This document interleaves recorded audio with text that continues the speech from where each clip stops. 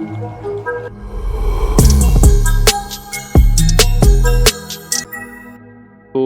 सीधा मुद्दे पे आता हूँ। 5 साल पहले एक वीडियो डाला था मैंने, how to become a Oracle DBA in India, right?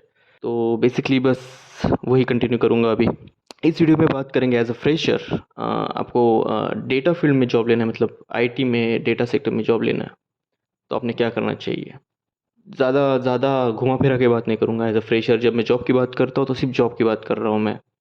किस फील्ड में जॉब या किस वे में जॉब या किस लेवल पे जॉब, फिर तुमको सैलरी 1 लाख होना 2 लाख होना, इन सब चीज़ों के बारे में बात नहीं कर रहा हूँ। सिर्फ how to get a job, उसके बारे में बात करूँगा।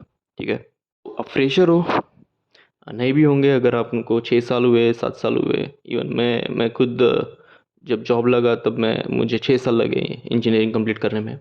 तो झूठ नहीं बोलूँगा, ये सब चीज़ें मायने नहीं रखती कि 6 साल 8 साल और 10वीं 12वीं। इन दी एंड सब मेहनत का खेल है, और वही आगे बढ़ेगा, वही काम में आएगा एक्चुअली। सो आप पहला जॉब ढूंढ रहे हो और सोचा है कि अभी डेटा इंजीनियरिंग डेटा साइंस का बूम है, तो चलो इसी में जॉब ढूंढते हैं।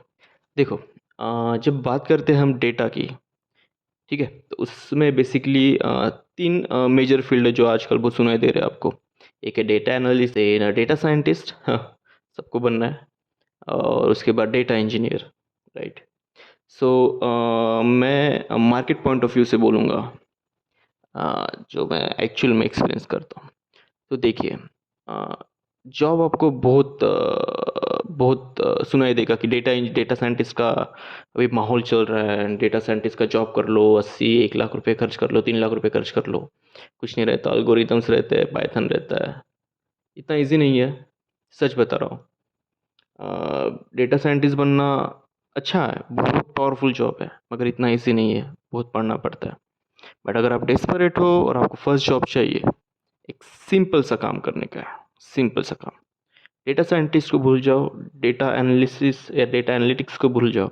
मैं बात करता हूँ डेटा साइंस या डेटा एनालिटिक्स में। आप अगर इनका करियर पाथ या इनके स्किल सेट देखोगे, तो बहुत ज़्यादा ऑप्शंस, बहुत ज़्यादा चीज़ें पढ़नी पड़ती है। फोकस आपको, आपकी एनर्जी बहुत जगह पे कॉन्सेंट्रेट करनी पड़ेगी आपको। जैसे फॉर एग्जांपल आप डेटा साइंटिस्ट बनना चाहोगे तो आपको एल्गोरिदम्स पढ़ना पड़ेगा, आपको पाइथन पढ़ना पड़ेगा, आपको डेटा का नॉलेज लगेगा, राइट?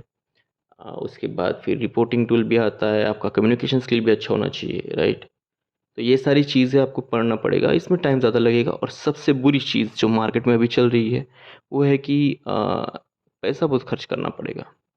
क्योंकि आप ट्यूशन क्लासेस या जो जो लोग क्लेम करते हैं कि आपको 80,000 रुपये आप दोगे और आपको 1 साल में 6 महीने में डेटा साइंटिस्ट बना के आपको जॉब दिलवाएंगे, वो चीज़ें आपको बहुत फंसाएगी आगे जाके। और डेटा एनालिसिस तो पहले से ही घुसा पड़ा है, मतलब घुसा नहीं पड़ा है एक्चुअली, डेटा एनालिसिस बहुत स्ट्रॉन्ग फील्ड है। मगर इंडिया में आपको बहुत कम और बहुत रेयर वैकेंसीज मिलेंगी डेटा एनालिटिक्स की। और डेटा एनालिटिक्स की जब मैं बात करता हूँ तो उसमें ये फिक्स नहीं रहेगा कि आप एज अ डेटा एनालिस्ट जब काम करने जाओगे तो आप डेटा एनालिस्ट का ही काम करोगे। आपको इधर क्यूए भी करना पड़ सकता है, आपको डेटा वैलिडेशन भी, डेटा क्यूए भी, डेटा क्वालिटी टेस्टिंग भी करना पड़ सकता है। देन आपको रिपोर्टिंग भी काम करना पड़ सकता है। तो फिक्स नहीं ये चीज़ है जो आप सीख के जाओगे।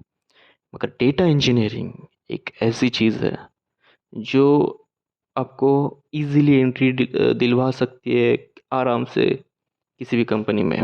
और क्यों, मैं बताता हूँ क्यों। देखिए, जब हम डेटा इंजीनियरिंग की बात करते हैं तो मेनली फोकस होता है 3 चीज़ों पे, राइट? एक एसक्यूएल, पाइथन एंड क्लाउड। ठीक है, क्लाउड, क्लाउड, ओके। तो SQL and Python and cloud, 3 चीज़ें आ गई। एंड ये तीनों चीज़ें जो घूमती है वो डेटा के आजू बाजू घूमती है। तो बेसिकली डेटा इंजीनियरिंग का आप अगर जॉब रोल देखोगे तो उसका एक काम रहता है कि एक डेटा पाइपलाइन बनाना, राइट? जहाँ से एक डेटा जाएगा सोर्स से टारगेट में, जिस प्रोसेस को हम ईटीएल कहते हैं। मगर वो ईटीएल का कंप्लीट प्रोसेस सेटअप करना, वो काम करता है एक डेटा इंजीनियर, ठीक है? उसमें डेटा क्लीनिंग होता है, उसमें फिर मैपिंग होता है एंड देन डंपिंग होता है डेटा वेयर हाउसेस में। बट एज अ फ्रेशर, जब आप देखोगे एज अ डेटा इंजीनियरिंग का path, career path, entry as अ डेटा इंजीनियर किसी भी कंपनी में एंट्री करना बहुत ईजी है। कुछ नहीं पढ़ना है आपको, एसक्यूएल पढ़ने का है जो हार्डली 1 महीने का कोर्स है, 1 से 1.5 महीने का। पाइथन बिगिनर लेवल पे, क्योंकि आप कितना भी पढ़ के जाओ वहाँ पे तो वही करना है जो वो लोग बताएंगे। तो ज़्यादा ज़्यादा एकदम 6-7 महीने स्पेंड करने की ज़रूरत नहीं है, इतना प्रिपेयर करना कि इंटरव्यू क्वेश्चन क्रैक कर सको। एंड देन उसके बाद इम्पोर्टेंट है, सबसे इम्पोर्टेंट है एक्चुअली, वो है क्लाउड। तो Amazon, then Azure, then Google cloud, इनकी सर्टिफिकेशन कर लो बेसिक एंट्री एंट्री लेवल पे। एंड देन बस प्रिपेयर करो इंटरव्यू क्वेश्चंस। एंड मैं क्यों इंटरव्यू क्वेश्चंस बता रहा हूँ, उसका रीज़न भी ये है क्योंकि आप जो जॉब ढूंढ रहे हो वो एंट्री लेवल पे है, जहाँ पे सामने वाला एक्सपेक्ट करता है कि आपको सिर्फ बेसिक नॉलेज रहे। तो बहुत ज़्यादा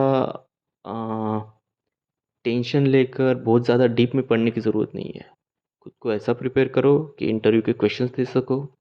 खुद को ऐसा प्रिपेयर करो कि first month second month basic चीज़ें, बेसिक कोई आपको एसक्यूएल की क्लास टास्क देता है, पाइथन की टास्क देता है तो आप कर पाओ।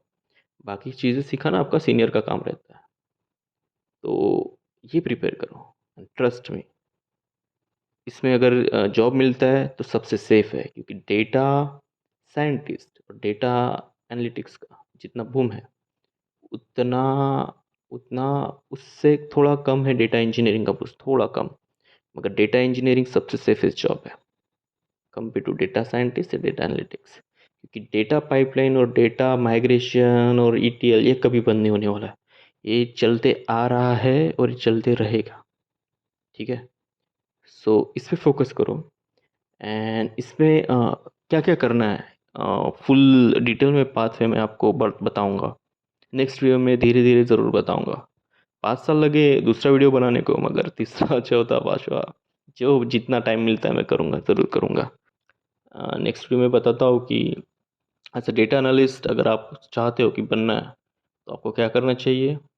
देन डेटा साइंस अगर करना है तो उसमें क्या करना चाहिए, डेटा इंजीनियरिंग बनना है तो उसमें क्या करना चाहिए।